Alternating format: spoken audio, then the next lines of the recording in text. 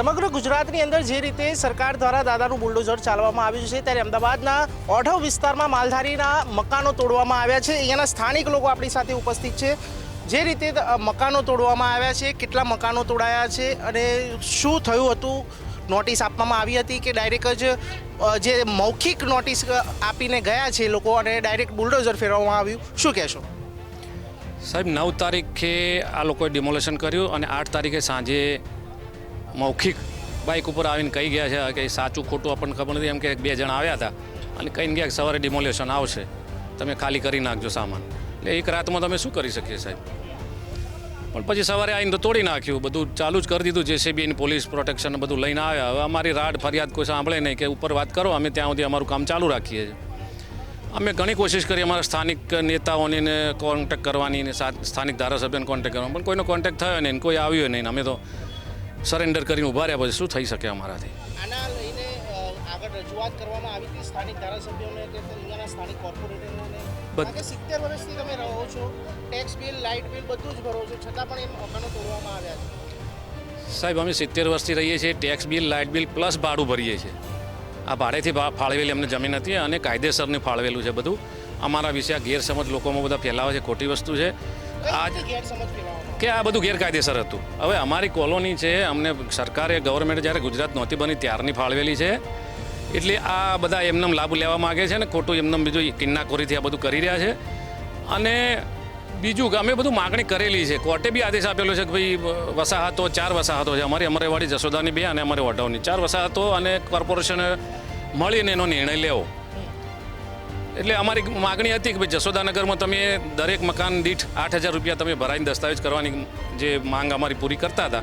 136 મકાનોએ પૈસા ભરી દીધેલા છે, એની પહોંચો છે બધા પાસે, પણ દસ્તાવેજ થયો નથી। એ બી લટળી રહ્યા છે ને અમે બી લટળી રહ્યા છે, કંઈ કામ થયું નથી, ખાલી વાતો કરે છે। હવે નજરમાં બધાની આવ્યું છે કે આ બધું ખુલ્લું પડ્યું છે, નામ છે ને તેમ છે, એમની બધી ઈરાદો જે બી હોઈ શકે, પણ તોડી નાખ્યું એ 100% છે।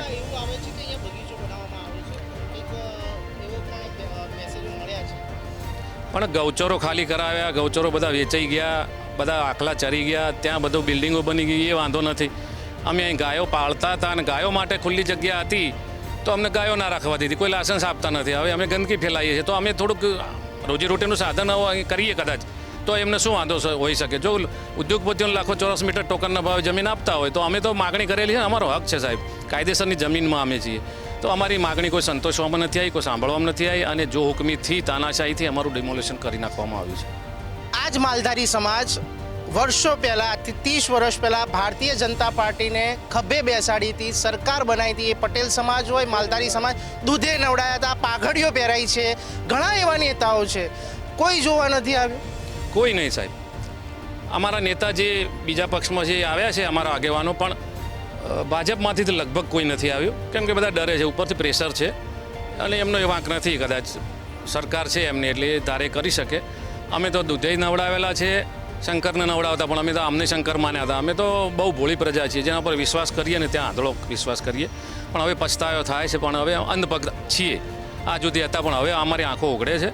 અમે સાહેબ પાઘડીઓ બહુ પહેરાઈ છે, મેં તો બીજા ડિબેટમાં કહ્યું છે કે એટલી બધી પાઘડીઓ બધા કોર્પોરેટરથી લઈને ધારાસભ્ય, સંસદ સભ્યોને, મંત્રીઓને પહેરાવેલી છે કે એમને હવે આ વાળ બી ઉખડી ગયા, બધા ટકલા થવા માંડ્યા મંત્રીઓ, તો અમને એક વાળ બરાબર આ સમાજને ગણ્યા નથી।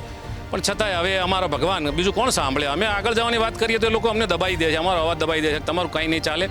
અમને તો ન્યાયતંત્ર ઉપર વિશ્વાસ છે, પણ છતાં એ લોકો અમને પ્રેશર એવું આપે છે, એટલે અમે તો ન્યાયતંત્રમાં બી નથી જઈ શકતા। અમારી કોણીએ ગોળ ચોંટાડ્યો છે કે ભાઈ વિશ્વકર્મા સાથે અને મુખ્યમંત્રી સાથે મિટિંગો અમારે થઈ રહી છે ને બધું હકારાત્મક જવાબ આવશે, અમે રાહ જોઈને બેઠા છીએ। હવે અમારા ભગવાન ભરોસે છીએ અત્યારે તો।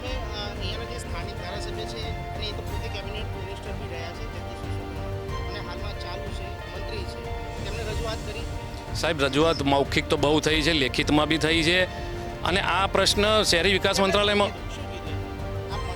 પહેલાં જ્યારે મળ્યા એટલે એમનું વર્તન એમ જ હતું, હું બધું તમારું કરાવી દઈશ। અમે 3-4 વસાહત અમે સાથે ગયા હતા એમની ઓફિસમાં કે થઈ જશે, પણ જંત્રી ભરવી પડશે, અને તમે જે ઈચ્છતા હો કે પહેલાં તમે કર્યું તે બધું ભૂલી જાઓ, અને હું કહીશ એમ કરવું હોય તો બધું થશે।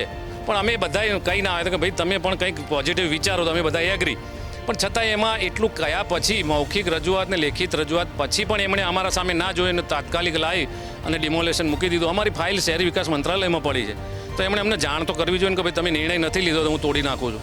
તો અમને કંઈક ખ્યાલ આવે, અમારું સામાન, ઘર વખરી, બાળકો બધા અમારા ફેમિલી જાય ક્યાં? એટલે જો હુકમીત છે, તાનાશાહીથી આ બધું કિન્નાખોરીથી કામ કરવામાં આવેલું છે સાહેબ. કેટલા મકાનો તોડાયા છે અત્યાર સુધી અને હજી મકાન તોડવાની પ્રોસેસ ચાલુ છે? ના, હમણાંથી આ બધું ઉગ્ર બન્યું ને અમે આ બધા મીડિયાવાળા આવ્યા, ન્યૂઝવાળા તો હજુ આજે આવે છે, કેમ કે આ અમારા માલધારી નેતા આવ્યા છે એટલે. નહીંતર આજ તો કોઈ જોતું નહોતું. હમણાં 2-4 દિવસથી બંધ છે, પણ લગભગ રૂમો અને મકાનો થઈને 501 મકાન તો તોડી નાખ્યા એણે. છેલ્લો સવાલ એ છે કે આવનારા સમયની અંદર તમે કઈ રીતે આગળ વધશો કાયદાકીય રીતે? સાહેબ, અમારા આગેવાનોને અમે જવાબની રાહ જોઈએ છે કે અમને શું કહે છે. આજે કદાચ મિટિંગ છે અમારા ધારાસભ્યશ્રી સાથે. હવે એમનો શું જવાબ આવે છે એના ઉપર આગળની રણનીતિ નક્કી કરીશું. અમે ન્યાયતંત્રમાં વિશ્વાસ છે, પછી તો છેલ્લો રસ્તો તો એ જ છે. હવે જે અમારો ભગવાન ન્યાયતંત્ર છે, અને ન્યાયતંત્રમાં એમણે તો કંઈક મેં સાંભળ્યું છે, મને બહુ ખબર નથી, અમે અભણ લોકો છીએ, કે પેલી કાનૂનની પટ્ટીએ ખોલી નાખી છે. હવે જે આવતી કાળી પટ્ટી બાંધેલી હોતી ગાંધળો છે ન્યાય, પણ એ બી ખોલી નાખવામાં આવી. એટલે કદાચ ન્યાય અમારા ગરીબો પ્રત્યે ના બી જોવે, પણ અમને વિશ્વાસ છે કે કોક તો એવો માયનોલાલ હશે કે જે ગરીબોનું સાંભળશે. કેમ કે એ તો ખાલી મોટા ઉદ્યોગપતિઓ સામે જોવાવાળા માણસો છે, પણ અમને તો ન્યાયતંત્ર ઉપર પૂરો ભરોસો છે. અમે આગળની કાર્યવાહી અમારા બધાને મત લઈ અને કરીશું.